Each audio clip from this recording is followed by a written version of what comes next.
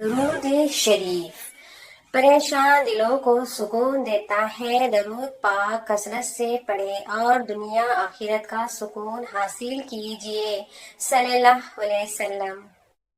حضور پاک صلی اللہ علیہ وسلم نے فرمایا، جب آپ کے والدین کی موت ہو جائے تو ان کی قبر کے قریب بیٹھ کر اللہ کا ذکر اتنی دیر تک کرو کہ جتنی دیر تک اونٹ ذبح کر کے تقسیم کیا جاتا ہے، کیونکہ جب دفن کیا جاتا ہے تو میت اس طرح پریشان ہو جاتی ہے جس طرح ایک بندہ سمندر کی لہروں میں ڈوب کے مر رہا ہو۔ جب ذکر ہو رہا ہو تو میت پریشان نہیں ہوتی، بلکہ میت بہت خوش ہوتی ہے کہ میری اولاد نے میرا حق ادا کر دیا۔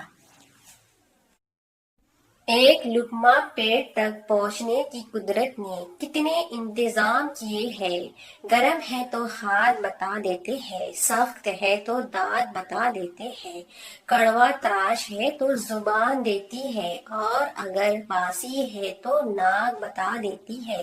بس حرام ہے یا حلال یہ فیصلہ ہمیں کرنا ہے۔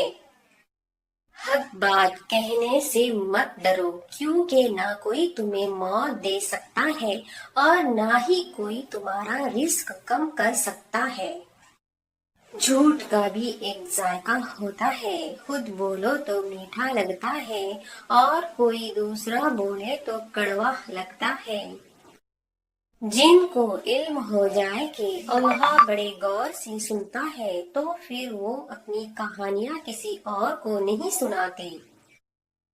زندگی بہت خوبصورت ہے اگر امیدیں صرف اللہ سے وابستہ کر لیں۔